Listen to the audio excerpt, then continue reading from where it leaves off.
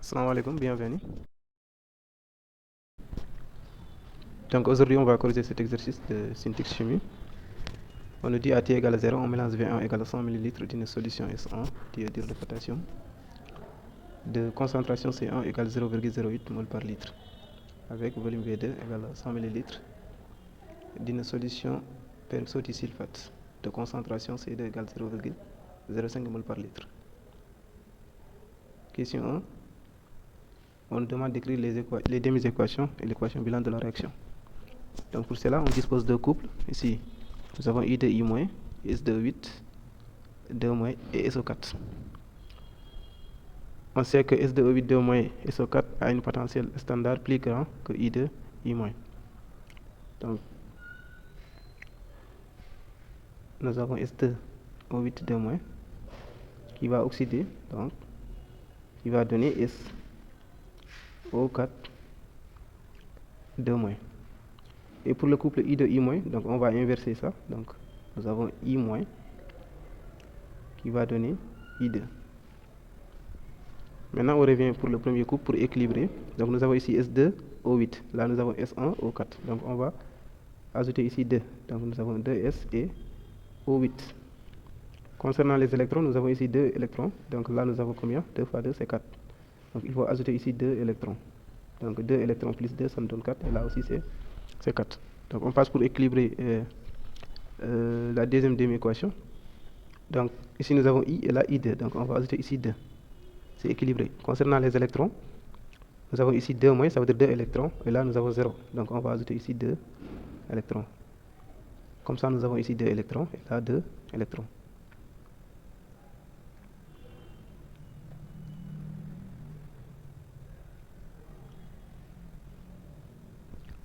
Donc, concernant l'équation bilan, donc on commence par ici.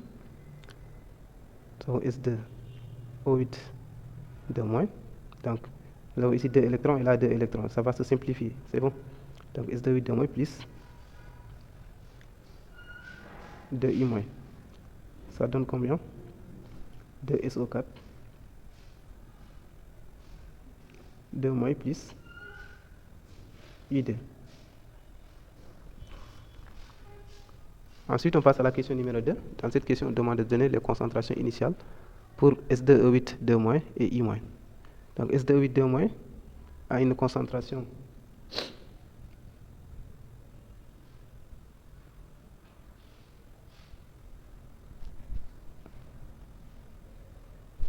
donc S2O8, 2- c'est à pour concentration C2 et volume V2.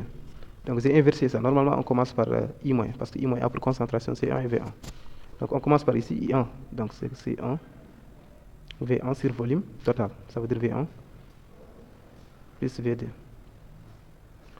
On remplace C1. C1, c'est 0,04. Fois V1, c'est 100 ml. Sur V1 plus V2, V1 c'est 100. V2 c'est 100. Ça nous donne 200.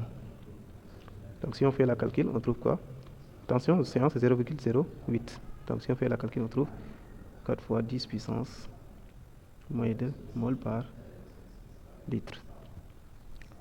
Donc passons pour calculer la concentration de S2O8, 2-. Donc S2O8, 2- a pour concentration C2. Donc sa concentration c'est C2 V2 sur volume total. C2 c'est combien? C2 c'est 0,05 fois V2 c'est 100 divisé par volume total c'est 200. Donc ça va nous donner quoi? 2,5 fois 10 puissance moins 3 mol par litre. Ensuite, on passe pour la troisième question. Dans cette question, on nous demande de montrer que I- est réactif limitant. Donc pour cela, on va diviser chacun des réactifs par son coefficient. Donc on commence par I-. Vous avez I- sur son coefficient ici. Vous avez 2 I-, ça veut dire son coefficient c'est 2. C'est bon? Donc I- sur 2. I- initial sur 2. I- initial c'est combien? I- initial c'est 4 fois 10 puissance moins 2. Donc 4 fois 10 puissance moins 2 divisé par 2. Ça va nous donner 2 fois 10 puissance moins 2. Donc on passe pour S de O8 de moins. Donc initial sur son coefficient. S de 8 de moins ici, il n'y a rien, ça veut dire que c'est 1. Donc sur 1. S de 8 de moins initial, c'est 2,5 10 puissance. 10 puissance moins 3. Donc 2,5 10 puissance moins 3 divisé par 1. Ça va nous donner 2,5 10 puissance moins 3. Maintenant, comme on prend les réactifs et on divise avec leur coefficient, donc l'étape suivante, c'est qu'on va comparer les deux. Donc le plus petit, c'est le réactif limitant. I- initial sur 2 et S de E8 de moins initial sur 1, qui donne la valeur la plus petite. Donc ici, si on regarde, ici nous avons 2 10 puissance moins 2 et là 2,5. Donc 2 10 puissance moins 2 est plus petit. Donc on peut conclure que I- est réactif limitant. Donc dans ce cas, I- est le réactif limitant. Passons ensuite pour la question numéro 4. Dans 4, on nous dit, on dispose de la formation d'iode en fonction du temps. Ça veut dire la courbe là. Dans 4.1, on demande de déterminer la vitesse moyenne volumique de formation de d'iode à T1 égale 5 minutes et à T2 égale 25 minutes.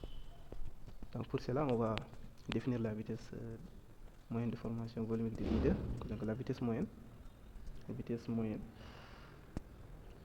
de formation I2, donc entre parenthèses I2, c'est quoi?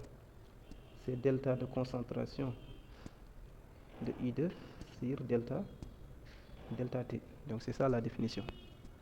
Maintenant, on nous demande de la calculer à T1 égale combien? À T1 égale 5 minutes et à T2 égale 25 minutes. Donc à T1 égale 5 minutes. Si on projette sur la courbe, donc on voit qu'ici, à 5 minutes, la concentration I2 est 10 fois 10 puissance moins 3. Donc on peut dire ici, la concentration I2 1, comme on est à T1, donc c'est 10. Donc fois 10 puissance moins 3. Donc il faut multiplier par 10 puissance moins 3 parce que la concentration c'est multiplié par 10 puissance moins 3. Donc à T égale à 25 minutes. Encore si on regarde la courbe, donc à T égale à 25, on voit que la concentration I2 est 30 fois 10 puissance moins 3 mol par litre. Donc nous avons I2 égale, donc I2 2, donc I2 2 égale à 30 fois 10 puissance moins 3 mol par litre. Donc on peut faire application numérique directement pour la vitesse volumique. Donc, pardon, vitesse moyenne. Donc pour la vitesse moyenne de I2, c'est combien? On avait dit que c'est delta de concentration I2, ça veut dire I2 2 moins I2 1. Donc concentration I2 à T égale 25, c'est 30, 10 puissance moins 3, et là c'est 10 fois 10 puissance moins 3. Donc on peut factoriser 10 puissance moins 3, donc 30 moins 10 en facteur de 10 puissance moins 3. Divisé par le delta T, ça veut dire T2 moins T1. 25 moins 5. 25 minutes moins 5. Donc si on fait la calcul, la vitesse moyenne de I2 volumique, c'est combien? C'est 10 puissance moins 3 mol par litre par minute. Donc ici, le temps est en minutes. Maintenant, pour la question 4.2, on demande de donner la vitesse instantanée volumique de I2 à T égale 10 minutes. Donc pour cela, on commence par définir encore. Donc la vitesse instantanée, c'est noté V. Donc pour lieu dire, c'est VI2. Ici, c'est le dérivé. Donc c'est dérivé de concentration de I2 divisé par D de T. Donc c'est ça la définition. Donc on dit à T égale 10 minutes. Donc à T égale 10 minutes, nous avons une tangente. Donc on prend 2 points sur la tangente, point A et point B.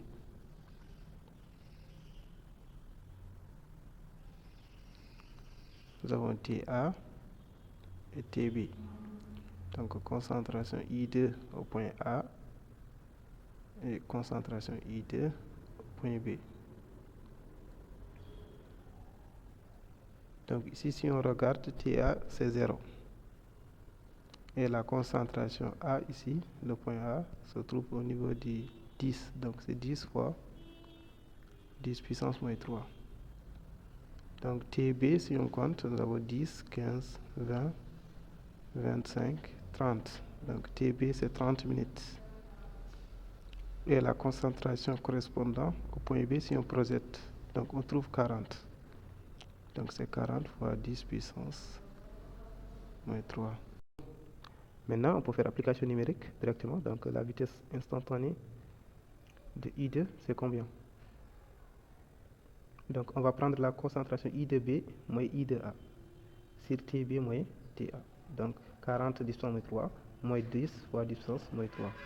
Donc on va factoriser 10 puissance moins 3. Donc c'est 40 moins 10 en facteur de 10 puissance moins 3. Divisé par quoi? Divisé par TB moins TA. Donc TB c'est 30, moins TA c'est 0. Donc si on fait la calcul, on trouve 10 puissance moins 3 mol par litre par minute. Donc la vitesse instantanée de I2, c'est 10 puissance moins 3 mol par litre par minute. La vitesse moyenne aussi, c'est 10 puissance moins 3 mol par litre par minute. Donc je vous dis merci, à bientôt, Inch'Allah.